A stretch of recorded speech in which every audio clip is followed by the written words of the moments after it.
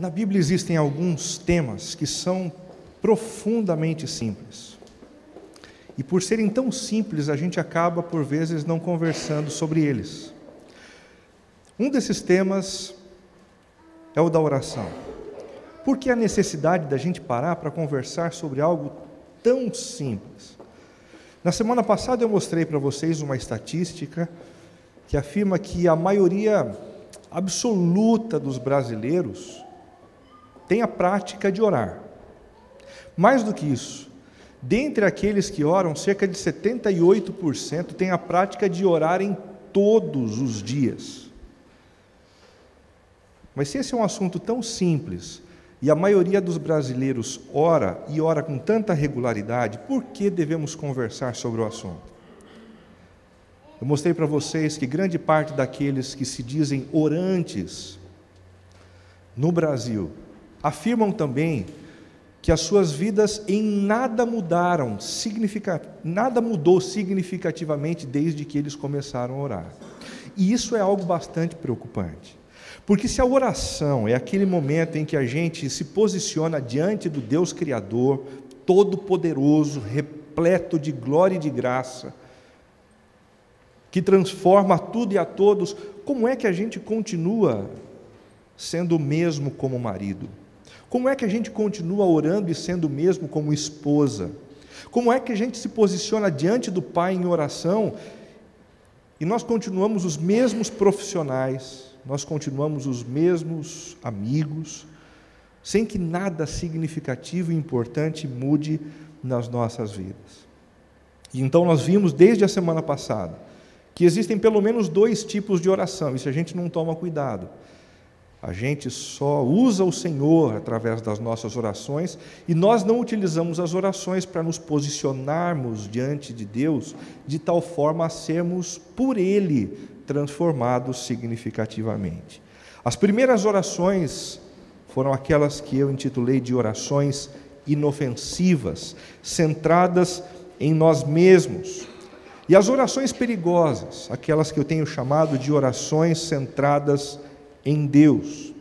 As orações inofensivas são protocolares, aquelas que a gente faz no momento da refeição, no momento do jantar, na hora de dormir, sem muita preocupação e em alguns momentos, inclusive, a gente tem dificuldade de lembrar o que a gente acabou de dizer para o Senhor, porque é algo incorporado nas nossas rotinas diárias. São supersticiosas, mágicas e tendem a fazer com que o Senhor se mova na direção daquilo que a gente espera. São tecnicistas, voltadas para a crença nas próprias orações. Tem muita gente por aí dizendo, a oração tem poder em si mesma. Pessoas que têm câncer são recuperadas mais rapidamente quando oram. A fé dessas pessoas está na oração e não no Deus que é encontrado através dessas orações. E são altamente consumistas, centradas no que eu espero, no que eu gosto, nas vantagens que eu quero ter sobre as demais pessoas ao meu redor. As orações perigosas são centradas em Deus, lembram-se disso? Elas são responsivas, porque a primeira palavra é a palavra do Senhor. Nós temos a palavra dele contida nas Escrituras, a Bíblia, e todos aqueles que se aproximam da Bíblia ouvem primeiro o Senhor e têm a chance de orar responsivamente, respondendo ao que o Senhor disse através das suas orientações e através das suas leis. Elas também são íntimas. Elas não têm como foco simplesmente a melhora das nossas vidas, mas o desejo de conhecermos mais a Deus e de andarmos em maior intimidade com Ele. São transformadoras porque expõem os cantos escuros do nosso coração, aqueles salões escuros que a gente tem na nossa alma, cantos escuros que essa semana o Arlindo, através de uma música, chamou de porões. As orações perigosas expõem os nossos porões e deixam a luz de Jesus penetrar ali de tal forma a dissipar as trevas. E por último, são mobilizadoras. São aquelas orações onde a gente se entrega para Deus de tal forma a gastarmos os nossos dias, os nossos recursos, o nosso tempo inteiramente para promover a glória e a vontade dele. O tema da nossa conversa hoje, como o Túlio já adiantou para a gente no início dessa celebração, é aumenta a nossa fé. E eu vou mostrar para vocês o quanto essa oração pode ser perigosa, o quanto essa oração pode nos expor diante do Senhor de uma forma a sermos completamente transformados por Ele. Completamente. Nós brasileiros precisamos de mais fé? Essa é uma pergunta diante do tema de hoje. Uma pesquisa realizada pela Datafolha concluiu que 98% dos brasileiros crê na existência de Deus. Puxa, bastante gente, né? 98% dos brasileiros ou crê num Deus pessoal, ou num Deus que, de alguma forma, funciona como um grande arquiteto do universo. Mesmo entre os que não têm religião, olha que interessante, 81% dos brasileiros acreditam que Deus de fato existe. Até entre aquele pessoal que não vai à igreja, que não frequenta uma denominação religiosa nenhuma, eles afirmam Deus existe. Não há como negar a existência de um ser superior. 93% creem que Jesus ressuscitou dos mortos. 92% que o Espírito Santo existe. 87% creem na existência de milagres, não apenas aqueles que aconteceram no passado, mas também naqueles que podem acontecer no presente. E muitos outros também creem no nascimento virginal de Jesus, 86%.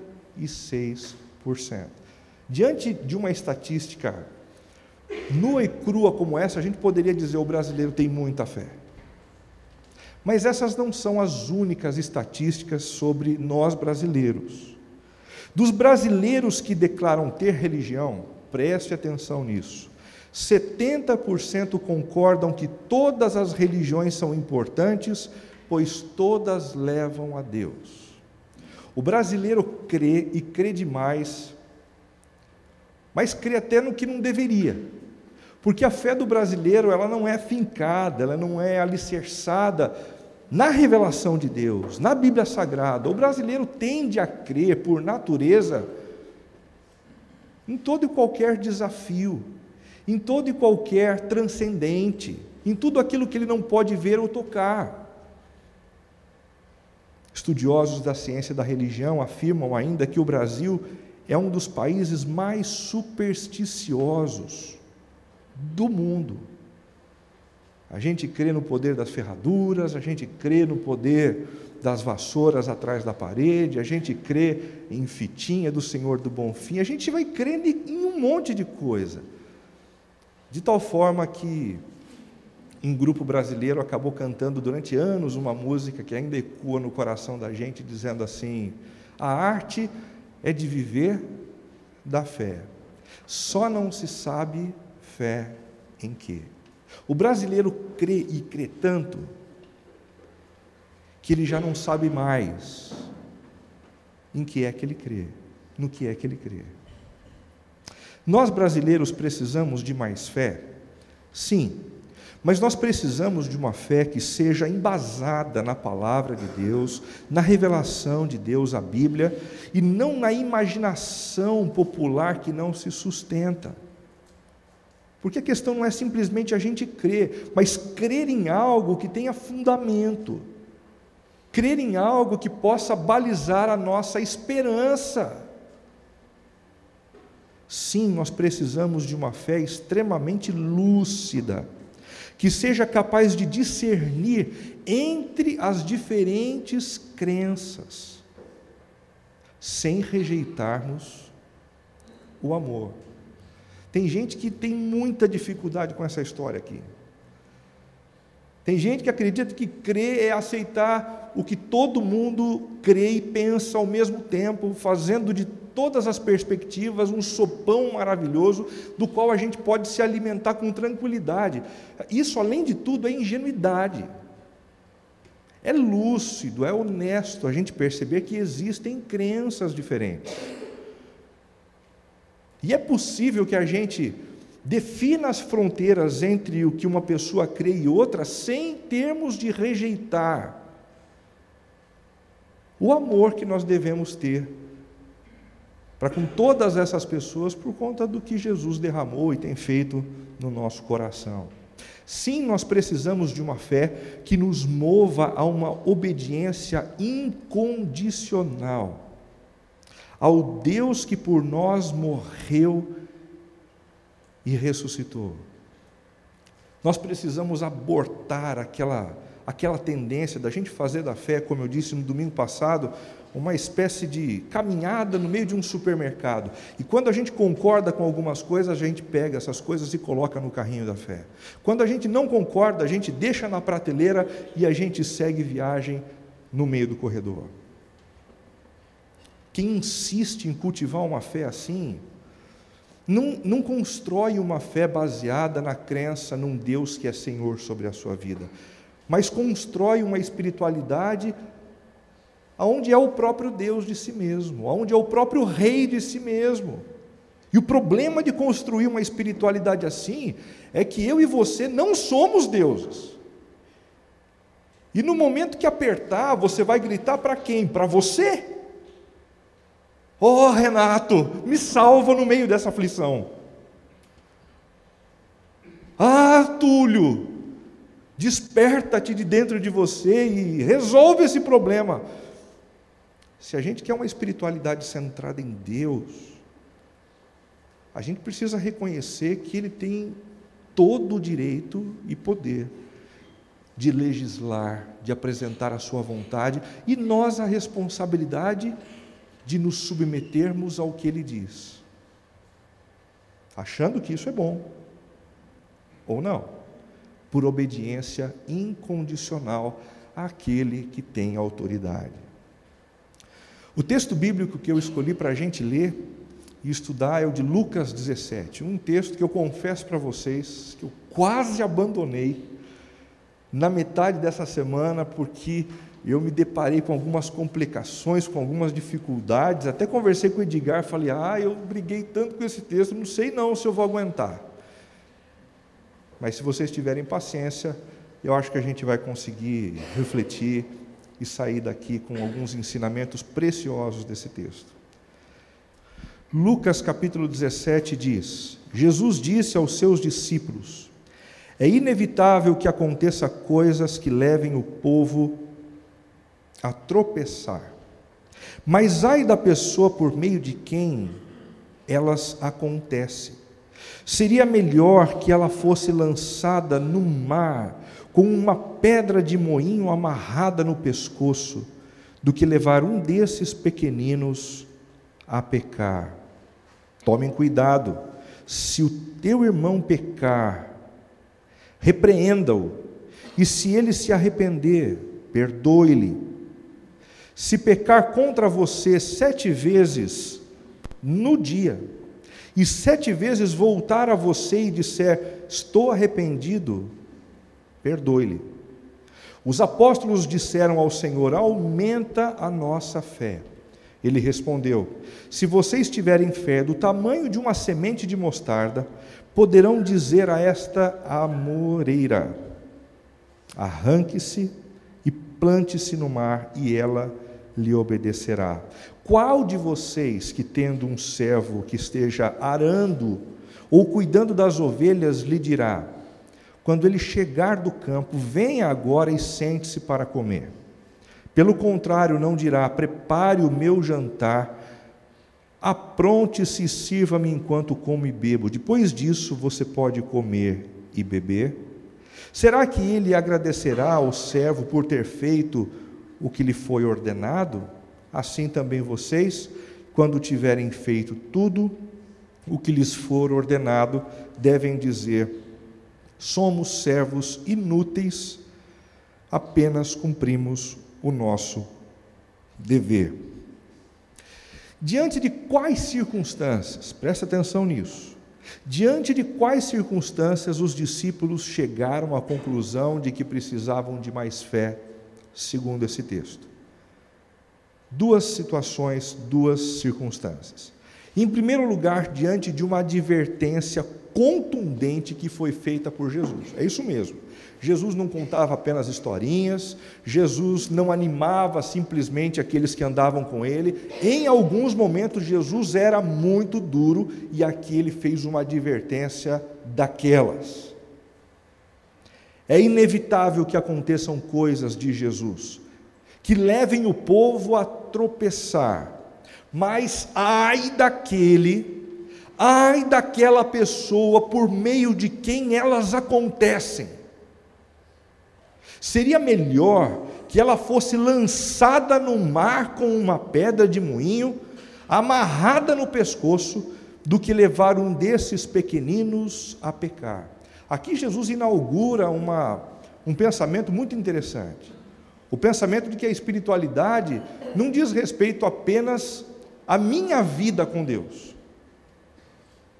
A minha espiritualidade, a seriedade com a qual eu lido com o Senhor e com as suas leis, implica também numa responsabilidade que eu tenho para com as pessoas ao meu redor. E se através da minha postura, se através das minhas palavras e das minhas reações, eu começo a prejudicar a vida daqueles que estão se aproximando na fé, a quem Jesus chama de pequeninos, nós somos dignos de um verdadeiro e ostensivo ai. Ai, diz Jesus. Esses ai são famosos e dilacerantes no contexto da Bíblia. Deixa eu mostrar isso para vocês.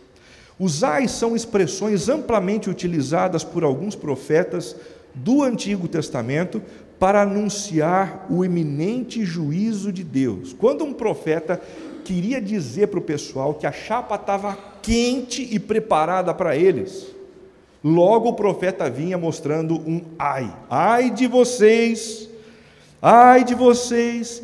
Nós encontramos isso tipicamente em Isaías. A palavra ai, utilizada por Isaías, é uma palavra que sugere o uivar. Assim como uivam alguns lobos, né? Você imagina você andando no meio de uma floresta e de repente vem um lobo uivando, e logo aquela sensação de temor. Opa, espera um pouquinho, eu não estou sozinho. Opa, tem alguém olhando, tem alguém se aproximando. Eu preciso tomar cuidado da minha vida por conta daquele que está se aproximando. O ai é exatamente isso. Em Isaías 5 nós temos 7 ais, o sétimo se prolonga no capítulo 6, aonde Jesus diz: ai dos orgulhosos, ai dos arrogantes, ai daqueles que ajuntam os seus bens e não os repartem, ai, ai, ai, o tempo todo o profeta dizendo: tomem cuidado, pois o Senhor está uivando, vendo a maneira como vocês estão vivendo, e logo a logo vocês vão ser confrontados por Ele. São expressões amplamente utilizadas por alguns profetas do Antigo Testamento para anunciar o iminente juízo de Deus. Mas isso não acontece apenas no Antigo Testamento, no Novo Testamento também. No capítulo 23 do Evangelho de Mateus, nós encontramos Jesus apresentando semelhantemente 7 ais para repreender um grupo de fariseus e escribas. Ele chama esses religiosos de hipócritas. A palavra grega para hipócrita é exatamente a mesma palavra para se chamar um ator. O hipócrita é aquele que interpreta um papel, é aquele que diante das pessoas faz de conta que é generoso, faz de conta que é amoroso, faz de conta que é uma pessoa mansa, mas na verdade não é. É orgulhoso, é bruto, é perigoso, é alguém com o qual você tem que ter muito cuidado. Jesus apresenta 7 ais a eles.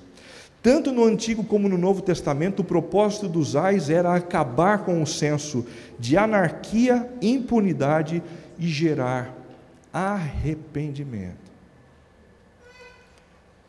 Anarquia, aquele sentimento de que eu governo a minha vida, de que eu sou o meu próprio Deus. Não! E isso não é uma questão de opção. A palavra de Deus diz que existe um rei que reina sobre tudo e sobre todos. Mas aqueles que insistem em viver como se fossem os seus próprios deuses, estão administrando um estilo de vida aptos para ouvirem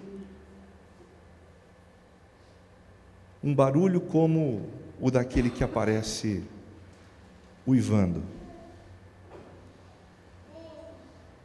que quer acabar com esse senso de impunidade. Eu posso viver do jeito que eu quero, eu posso cuidar das minhas finanças como eu quiser, eu posso fazer os negócios que eu quiser, independentemente de Deus se agradar disso ou não, eu posso fazer da minha vida o que eu quiser, desfrutando dos meus prazeres, da minha vontade, livremente. E esses ais também visam gerar arrependimento. Arrependimento. Quando Deus diz ai sobre a vida de alguém, Ele não quer simplesmente deixar o outro acuado. Ele não quer simplesmente fazer com que a pessoa se diminua dentro de si, mas Ele quer gerar um despertamento. E esse despertamento acontece quando a gente reconhece que o Senhor espera algo de nós. E por isso nós nos arrependemos diante de Deus. Deixa eu fazer uma pergunta bem pessoal para você. Qual foi a última vez que você se arrependeu profundamente diante de Deus e conversou sobre isso com Ele, demonstrando o quanto você se importa com o que Ele sentiu, demonstrando que você não quer mais fazer aquilo que desagrada o coração dele? Qual foi a última vez que você se arrependeu diante do Senhor dessa forma, com essa intensidade, abrindo mão do seu senso de anarquia, de impunidade e demonstrando sincero arrependimento diante do Pai? A segunda situação que levou os discípulos a clamarem, pedindo mais fé, foi diante de um desafio estarrecedor. Jesus primeiro fez uma grande advertência, agora o que Ele faz é apresentar um desafio daqueles, difíceis de serem atendidos. Tomem cuidado, diz Jesus. Se o seu irmão pecar, repreenda-o. Se ele se arrepender, perdoe-lhe. Se pecar contra você 7 vezes no dia e 7 vezes voltar a você e disser, estou arrependido, perdoe-lhe. A gente não precisa gastar muito fosfato para reconhecer que essa história de perdoar quem nos feriu não é uma coisa muito simples. E é diante desse imperativo dado por Jesus, é que os discípulos dizem assim: quer saber de uma coisa? O Senhor precisa aumentar a minha fé. 2 situações. Primeira, eu preciso aumentar a minha fé porque Jesus espera que eu tome cuidado com a minha vida para não fazer com que um pequenino caia, se afaste dele. Em segundo lugar, porque eu preciso aceitar esses desafios lançados por Jesus para mim, que são aparentemente impossíveis de obedecer. Perdoe, perdoe, perdoe.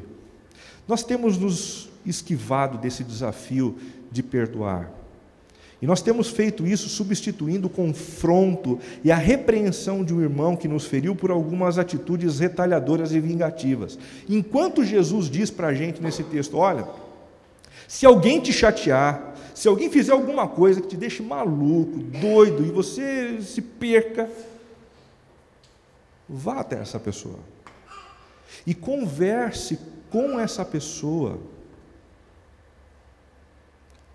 com calma, com tranquilidade e com o desejo de mostrar a ela o quanto você foi ferido pelas suas atitudes. É importante perceber que o texto fala a respeito de conversar assim com um irmão. Por quê? Porque espera-se que um irmão em Cristo aceite essa conversa numa boa. A Bíblia só diz que a gente não deve ter esse tipo de postura quando aquele que nos feriu é insensato, é o que diz o texto de Provérbios. Quando o insensato te fere, não adianta conversar com o insensato, não adianta procurá-lo para que ele mude a sua postura e então vocês reatem, porque o insensato é insensato. Mas, quando é o irmão, procura, repreende em nome de Jesus, para que haja arrependimento verdadeiro. E abra mão de atitudes retalhadoras e vingativas. É isso que a gente acaba fazendo quando a gente não procura quem a gente deveria procurar. Em segundo lugar, criando mecanismos mentais que estabeleçam um limite para a prática do perdão e o exercício do amor. É justamente essa história dos 70 vezes 7. Né? Os judeus gostam de número e eles pensavam assim: o número da perfeição é o número 7. A gente tem que perdoar, Jesus? Então vamos fazer o seguinte, vamos criar uma regra aqui, 70 vezes 7 está bom? Você sabe por que os discípulos queriam tanto uma matemática que informasse o número de vezes necessário para perdoar? Porque se houvesse um número, haveria também um limite para o amor. Ainda que essa matemática me jogasse para perdoar várias vezes, o momento chegaria em que eu poderia dizer livremente: não preciso mais perdoar você. Quando a gente pensa, por exemplo, numa relação conjugal, perdoar 7 vezes não adianta, porque dentro de uma relação conjugal, a gente pisa na bola muito mais do que 7 vezes. Ainda dentro da relação conjugal, se a gente pensar em 70 vezes 7, não funciona também. Porque a gente precisa de muito mais do que isso. Imagine um casamento de 10, 15, 20 anos. É preciso uma disposição incondicional, prolongada, de se oferecer perdão de tal forma que a relação se torne possível. Sem perdão não existe casamento duradouro. Sem a disposição de chegar para o outro e dizer assim: olha, o que você disse me feriu, por favor, não faça mais isso. Não há casamento. Sem o reconhecimento de que você errou, de que nós demos passos complicadíssimos, não há possibilidade de um casamento duradouro. Sem o perdão, as nossas relações não passariam de relações utilitárias, com prazo de validade determinado. Nós também temos nos esquivado desse desafio, alegando a falta de fé para correspondermos às expectativas de obediência que Deus tem sobre nós. É difícil perdoar porque me falta fé. É exatamente aqui que a gente volta para o assunto principal do nosso texto. Qual o problema identificado por Jesus na oração feita pelos discípulos? Aumenta a minha fé. Jesus percebeu que, embora legítima, ela estava sendo feita pelos discípulos com pressupostos complicadíssimos. O primeiro pressuposto é o seguinte: o pressuposto equivocado de que obedecer a Jesus é mais fácil quando se tem mais fé. A regra é mais ou menos assim: essa história de perdoar 70 vezes 7, ou perdoar para sempre, com liberalidade, sem limites, isso não é coisa para mim, porque eu tenho só 300 gramas de fé. Se eu tivesse 1,5 kg de fé, então seria muito mais fácil. E a gente usa no nosso dia a dia essa lógica quando a gente olha para algumas pessoas e diz assim: Ah, se eu fosse pastor, ah, sim, aí eu conseguiria resistir às tentações sexuais. Como se as tentações sexuais para um pastor fossem diferentes das tentações que as outras pessoas têm, porque ele tem mais fé. Bom, eu sou pastor, posso te contar uma coisa? Não são mais fáceis.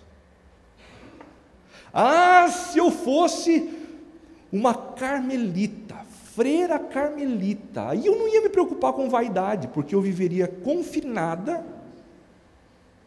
sem me comparar com outras mulheres na TV, teria uma vida no claustro. A vaidade iria junto com você, porque a vaidade não é algo que nasce simplesmente da televisão para o nosso interior. Jesus diz que há males que vêm de dentro, e a mulher vaidosa vai ser vaidosa onde ela estiver, sendo freira ou não sendo freira, sendo carmelita ou não sendo carmelita. Ah, eu lidaria muito melhor com dinheiro se eu fosse um franciscano, porque o franciscano usa aquelas rouponas, né? Se eu fosse um homem como esse, eu não teria tanto problema, mas eu sou um executivo, mas eu sou um empresário, eu preciso de estabilidade, eu preciso de um pouco mais de lastro para que os meus negócios possam acontecer. A minha fé é só de 300 gramas. Esse é um pressuposto equivocado que estava por trás da oração dos discípulos que diziam: aumenta a nossa fé. O segundo pressuposto é a possibilidade de que afirmar que se eu não obedeço é porque Deus não me deu o suficiente. Você consegue perceber essa sutileza? Ah, eu não tenho fé suficiente. É como dizer assim: Deus, eu não tenho fé suficiente, porque quem é doador da fé é o Senhor. Se o Senhor não me deu, eu não consigo. Eu não estou conseguindo perdoar minha sogra, eu não estou conseguindo perdoar o meu cunhado, eu não estou conseguindo perdoar o meu companheiro de trabalho, e não estou conseguindo por quê? Porque eu não tenho fé, e se o Senhor é que dá fé, então eu não tenho mesmo, porque o Senhor não deu. De alguma forma, é a tentativa da gente jogar nas costas do Criador a responsabilidade por nós não perdoarmos. Um outro pressuposto complicado é esse: a ilusão de que a fé possa ser desenvolvida por um discípulo de Cristo à parte de exercícios diários. Tem gente que acha que o crescimento na fé, ele se dá de uma forma muito mais mística do que na verdade é. Ah, Senhor, aumenta a minha fé. E eu estendo as mãos como se isso pudesse acontecer por osmose. Ou então colocando o dedo numa tomada, levando um choque num momento de louvor, ouvindo uma música que mexe com as minhas emoções, e aí a fé cresceu. A fé não cresce assim, não. A fé que a gente tanto quer que cresça dentro da gente, ela cresce à medida em que a gente aceita alguns desafios na prática diária, e a gente se posiciona de forma positiva nesses desafios, e então a nossa fé cresce.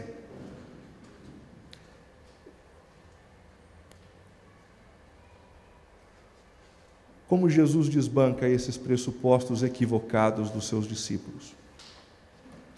Ele respondeu: se vocês tiverem fé do tamanho de uma semente de mostarda, poderão dizer a esta amoreira: arranque-se e plante-se no mar, e ela lhe obedecerá. Os discípulos estão tentando dizer: viu, só tenho 300 gramas de fé, me dá aí pelo menos 1 quilo. Ele está dizendo: se vocês tivessem só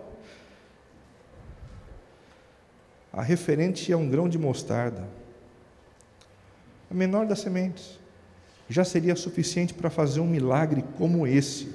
Arranque-se e plante-se no mar, e ela lhe obedecerá.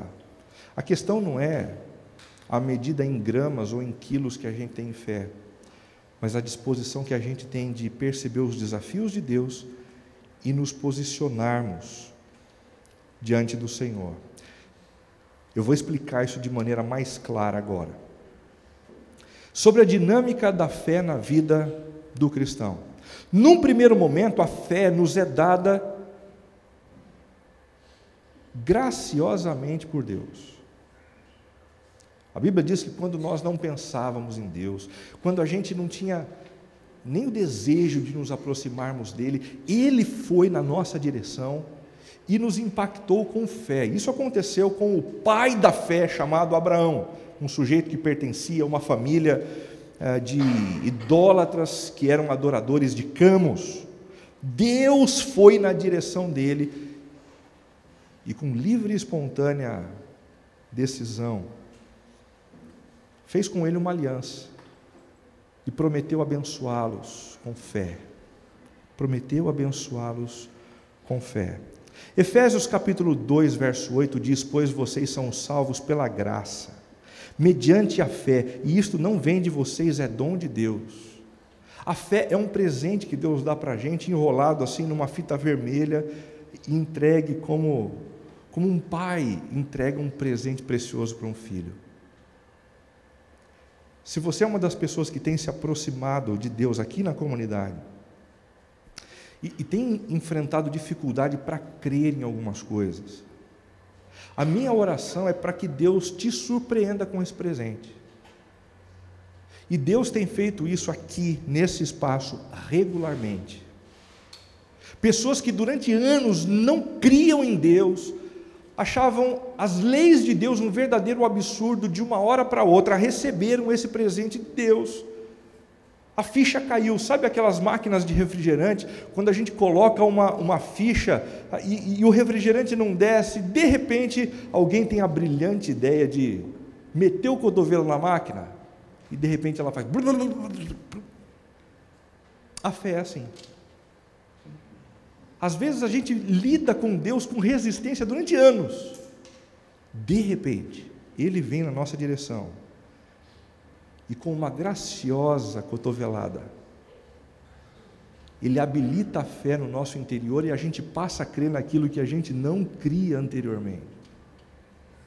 Mas num segundo momento, a fé tem de ser desenvolvida por nós. Ela tem de ser desenvolvida. E como a fé é desenvolvida por nós? Assim como o corpo sem espírito está morto, também a fé sem obras está morta. A nossa fé é desenvolvida à medida em que a gente vê os desafios que Deus coloca no nosso dia a dia e a gente se posiciona nesses desafios da forma correta. Explicando? Certa vez um monge entrou na cozinha, porque era o dia dele trabalhar.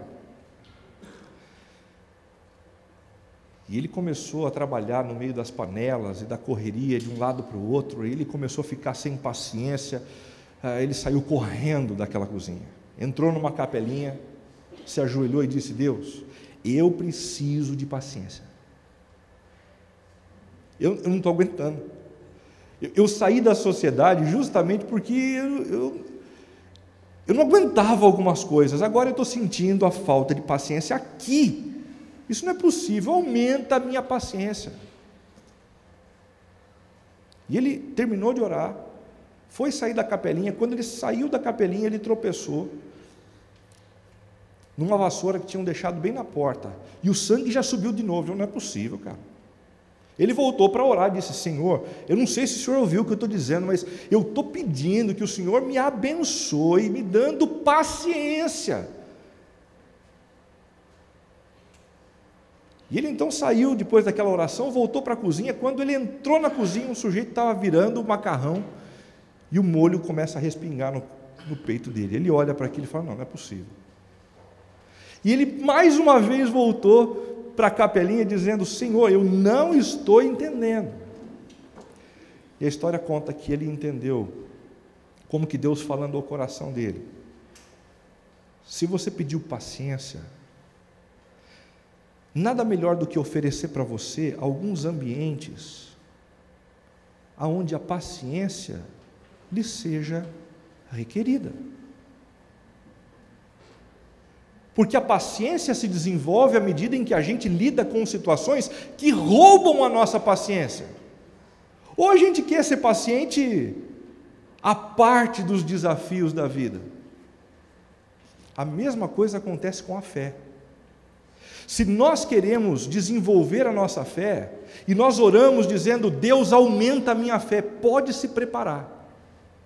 Pois Deus vai criar uma série de cenários desconfortáveis, desalinhados, repletos de buraco, de lombada, para que a fé nos seja requerida. E quando a gente se posiciona da forma correta, ela cresce. Isso faz sentido para você? A fé tem que ser desenvolvida por nós. Quais devem ser os pressupostos por trás da oração aumenta a nossa fé? Em primeiro lugar, a convicção de que Deus vai respondê-la, permitindo situações onde possamos reconhecer que Ele é o nosso Senhor. É isso mesmo. Qual de vocês que tendo um servo que esteja arando ou cuidando das ovelhas lhe dirá, quando ele chegar do campo, vem agora e sente-se para comer? Ele está contando uma história, colocando os discípulos na posição de um senhor, para que eles entendam aquilo que ele, como Deus, espera dos seus discípulos. Se você, a partir dessa semana, começar a orar dizendo, aumenta a minha fé, essa é uma oração perigosa. Porque a partir do momento que você sair por essa porta, Deus vai oferecer para você alguns cenários onde você vai exercitar o senhorio de Jesus sobre a sua vida. E se você se posicionar de maneira adequada nesses cenários, a sua fé vai crescer. Alguns exemplos? Nas crises conjugais, onde sou convidado a permanecer no casamento, apesar da falta de vontade ou desejo. Quando a gente ora, Deus, aumenta a minha fé, a gente precisa reconhecer, as crises conjugais são um excelente ambiente para a gente ficar expert nesse negócio. Porque tem momentos em que tudo que a gente quer e tudo que a gente deseja é pular fora. É dizer, eu tenho direito de ser feliz. Já ouviu esse negócio? Não sei onde está escrito, mas todo mundo diz, né? Vou vazar, eu quero ir embora.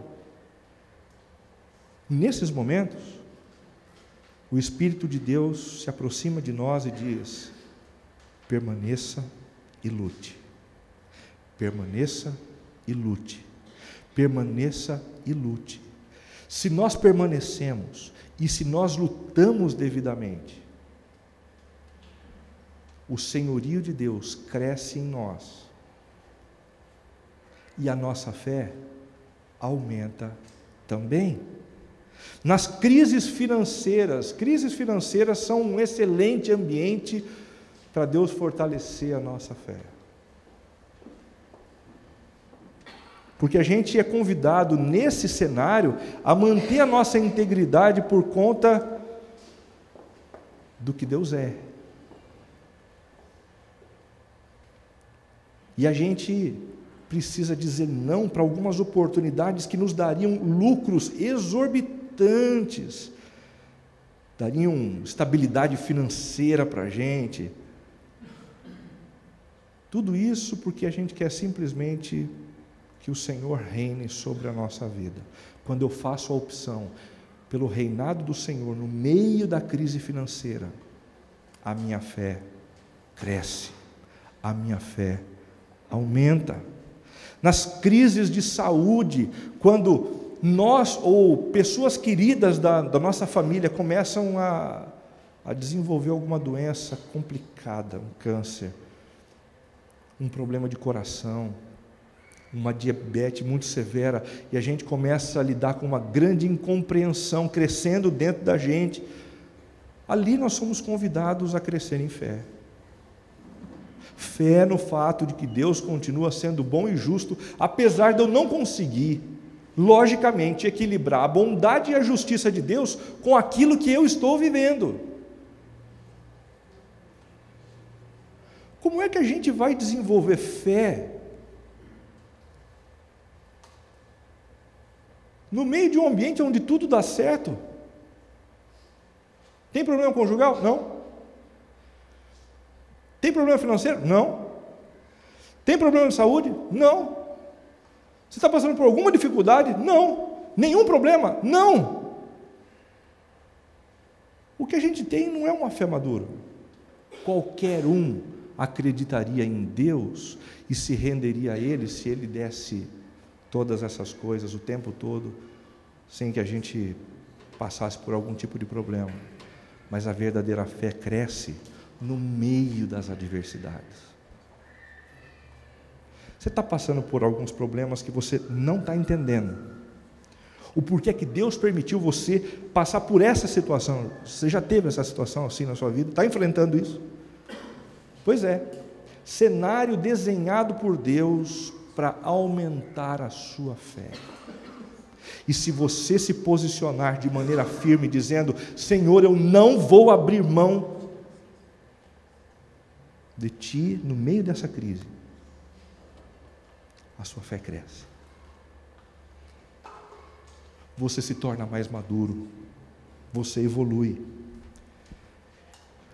O segundo pressuposto por trás da nossa oração aumenta a nossa fé, a convicção de que Deus vai respondê-la, permitindo situações onde possamos reconhecer que somos seus servos. Primeiro, Ele permite situações para a gente perceber que Ele é o Rei, e agora, para nós percebermos que nós somos os servos. Pelo contrário, não dirá: prepare o meu jantar, apronte-se e sirva-me, enquanto como e bebo.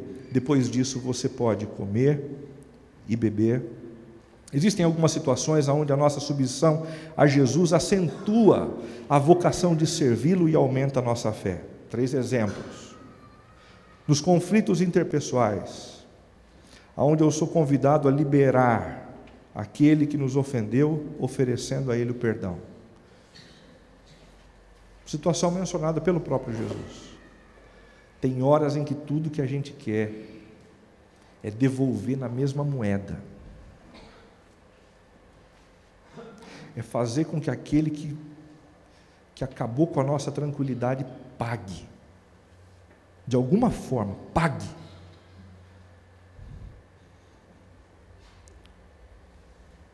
Quando a gente perdoa, a nossa fé cresce. Enquanto a gente segura o perdão, a nossa fé mingua, se fragiliza. Em segundo lugar, nas necessidades percebidas, onde sou convidado a servir aqueles que não me valorizam ou me reconhecem. Uma boa dica aí para aqueles que foram eleitos diáconos hoje. Vocês foram eleitos para liderarem o serviço nessa comunidade, Cacá e Henrique. Em alguns momentos vocês vão pensar assim: eu não estou entendendo por que eu estou fazendo isso. As pessoas não reconhecem o que eu faço. As pessoas não me distinguem por aquilo que eu tenho exercido. Quando a gente decide permanecer fazendo aquilo que o Senhor mandou, a nossa fé cresce, apesar da falta de reconhecimento e de gratidão das pessoas. Nas valetas da exclusão, onde sou convidado por Deus a investir na vida de pessoas desacreditadas por outros. Você já percebeu pessoas que perto de você já foram desacreditadas pelas mais variadas razões? Na hora de servir essas pessoas, a gente tem um excelente exemplo e oportunidade para aguçar a nossa fé. Deixa eu citar uma experiência que eu passei há algum tempo atrás, enquanto eu trabalhava em Campinas, e como pastor trabalhava junto a um grupo que servia sopão. Foi muito interessante quando numa noite eu estava servindo sopão lá para os pobres, de Campinas, e de repente um cara me chamou dizendo assim, viu, tem um rapaz ali querendo conversar com você, ele está meio passado, mas vai lá. Eu fui, quando eu cheguei, ele falou, você é o pastor? Eu falei, sim, sou eu, sou o pastor. Ele pegou e começou a falar em grego comigo.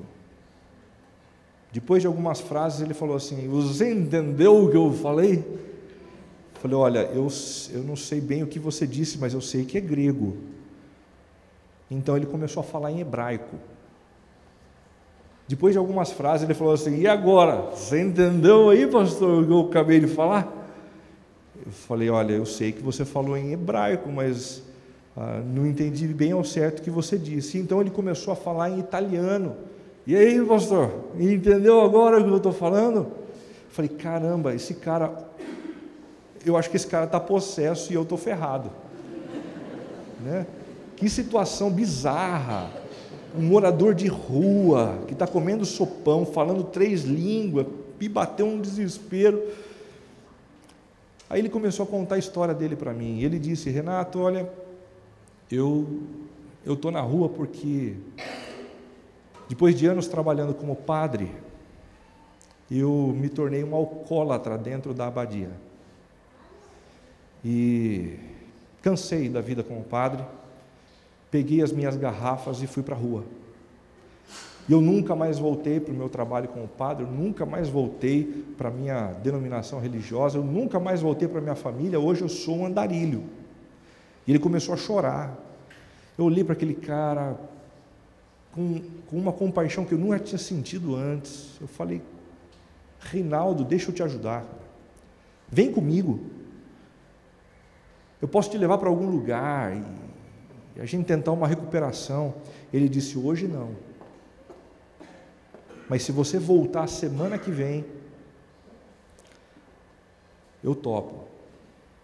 E aí tem uma relação minha com Deus aí que eu tinha me proposto a trabalhar alguns dias, mas eu já estava enjoado dessa história de servir sopão. E eu já tinha proposto no coração que eu não voltaria na outra semana. E o cara me diz um negócio como esse, eu falei, agora Deus me quebrou as pernas. Eu falei, eu volto. Na outra semana eu apareci, comecei a servir o sopão. E de repente um cara me cutucou dizendo assim, viu, você lembra do Reinaldo que conversou com você? Ele está ali. No que eu olhei, ele levantou a mãozinha, torto que estava, uma malinha na mão desse tamanho.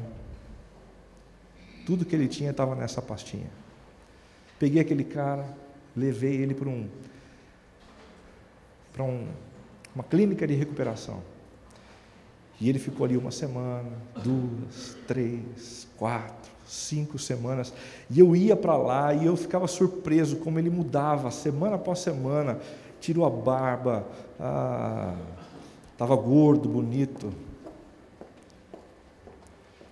Gordura é sinal de saúde, né?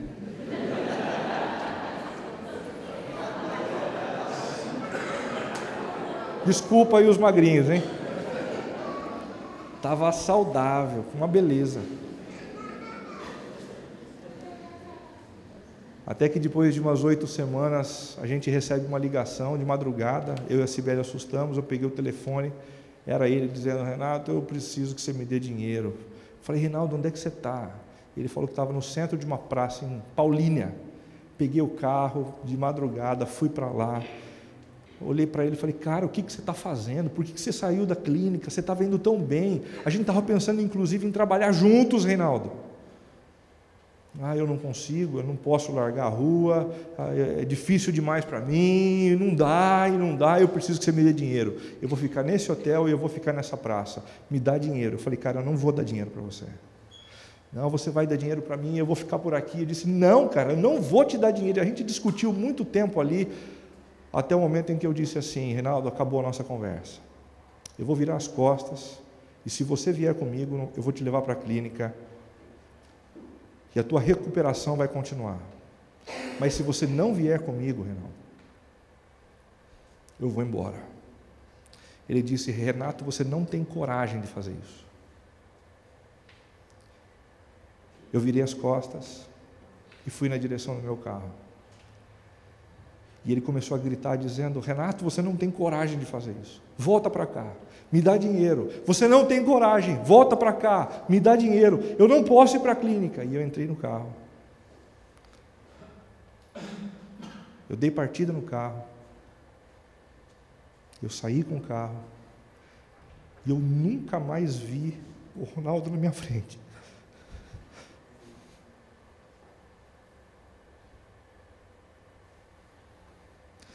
Ainda hoje eu oro por ele. Eu não sei nem se ele está vivo ainda.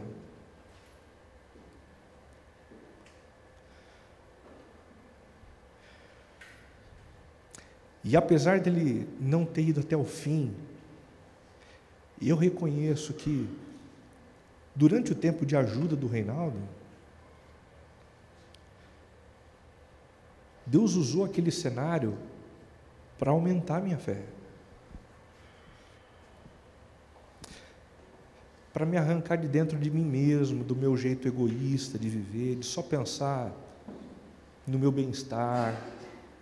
Deus foi me quebrando, Deus foi me tirando de dentro de mim. Situações assim Deus cria às vezes. E se a gente entra nessas situações e a gente começa a servir algumas pessoas, Ele nos abençoa, a nossa fé aumenta. Mas se a gente diz: não, estou ocupado demais, tenho muito trabalho, mas como colocar mais uma atividade dentro da minha agenda? A gente perde a chance de crescer na fé. A convicção de que Deus vai responder a nossa oração, produzindo em nós um espírito profundamente dócil e humilde, é um outro pressuposto que deve estar por trás das nossas orações. Somos servos inúteis, diz Jesus numa recomendação para aqueles que servem.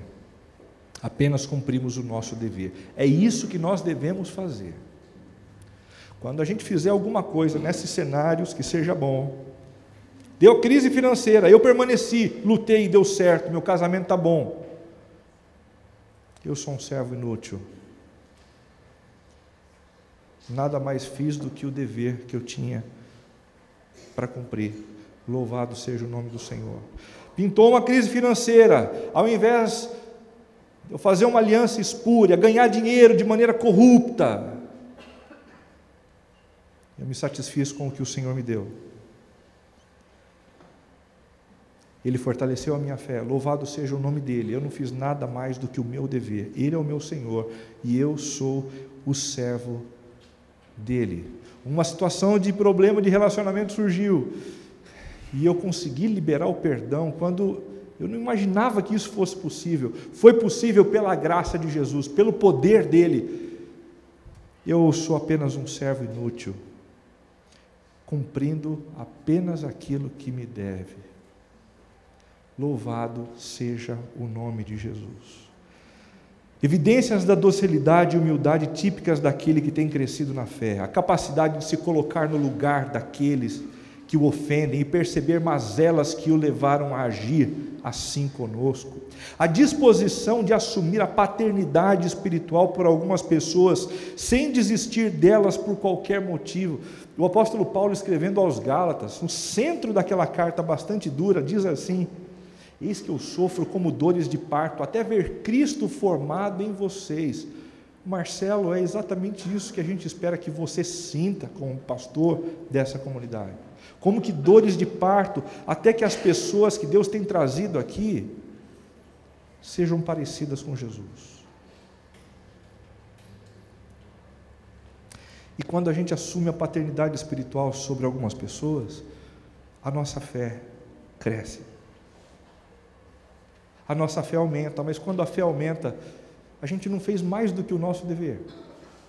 Ele é o Senhor, nós somos os servos. Louvado seja o nome do Senhor. A prática de render glórias a Deus quando qualquer uma das nossas atitudes, pela graça de Deus, der fruto. Louvado seja o nome do Senhor. Louvado seja o nome de Jesus. Concluindo, gente, ao longo desta semana, ore a Deus pedindo que Ele se mova em sua direção e aumente a sua fé. Eu sei. Tem gente que depois dessa mensagem não quer orar assim de jeito nenhum. Porque Deus vai me encher de situações complicadas, desconfortáveis. Mas quer saber de uma coisa? Se você não pedir isso, essas mesmas situações vão aparecer. Só que ao invés de você crescer nelas, você vai ser destruído por elas. Senhor, aumenta a minha fé. Senhor, aumenta a minha fé. Encare o desafio de ser exemplo para as pessoas e de perdoar os seus devedores como exercício dado por Deus. A gente vai sair daqui hoje e o exercício vai começar no carro.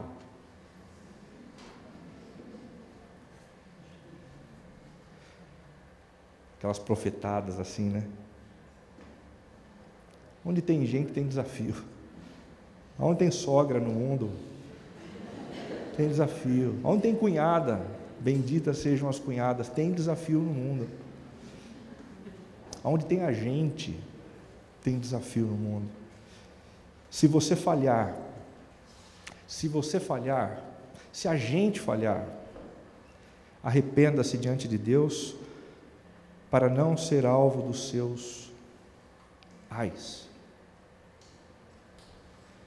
Se vencer, se der certo e você crescer, lembre-se de dizer para o Senhor: não fiz mais do que a minha obrigação. Tu és o meu Deus, eu o teu servo, e o que eu fiz para a honra e para a glória do teu nome. Amém. Vamos fechar os nossos olhos. Converse com Deus nesse momento, alinhando algumas coisas que porventura precisam ser alinhadas em resposta ao que você ouviu dele e da sua palavra.